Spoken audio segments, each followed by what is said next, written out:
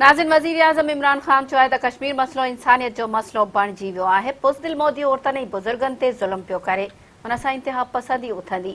दुनिया जा सवा अरब मुसलमान बि कश्मीर ॾांहुं ॾिसनि पिया, उन्हनि मां बि माण्हू हथियार खणंदा।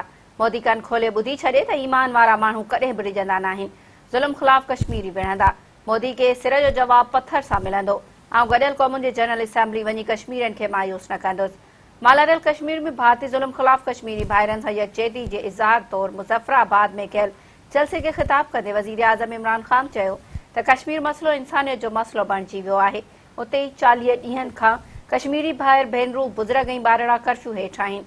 मोदी खे पैगाम ॾियणु चाहियां थो त उहो बुज़दिल आहे, हिकु बुज़दिली इंसाननि मथां ज़ुल्म कंदो आहे। हुन वधीक चयो त जंहिं में इंसानियत हूंदी आहे उहो कॾहिं बि ज़ुल्म नाहे कंदो।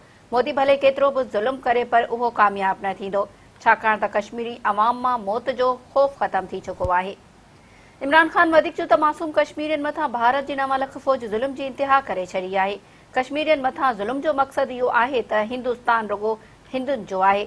आउं सॼी दुनिया में कश्मीर जो सफ़ीर बणिजी वेंदुसि ऐं दुनिया खे ॿुधाईंदुसि त RSS जी असलियत छा आहे। हुन चयो त नरेंद्र मोदी हिंदू इंतिहा पसंद RSS जो नंढपिण का मेंबर आहे। जंहिं रीत जर्मनी में हिटलर अक़लियतनि ते ज़ुल्म कयो हो, मोदी बि उन जे रस्ते ते ई पियो हले, पर भारत कश्मीरियुनि खे शिकस्त नथो ॾेई सघे। इमरान ख़ान वधीक चयो त कश्मीरियुनि मथां भारतीय फ़ौज जेको ज़ुल्म करे रही आहे, उन जे नतीजे में इंतिहा पसंदी उथंदी। दुनिया जा सवा अरब मुसलमान कश्मीर ॾांहुं ॾिसी रहिया आहिनि, उन्हनि मां बि माण्हू हथियार खणंदा।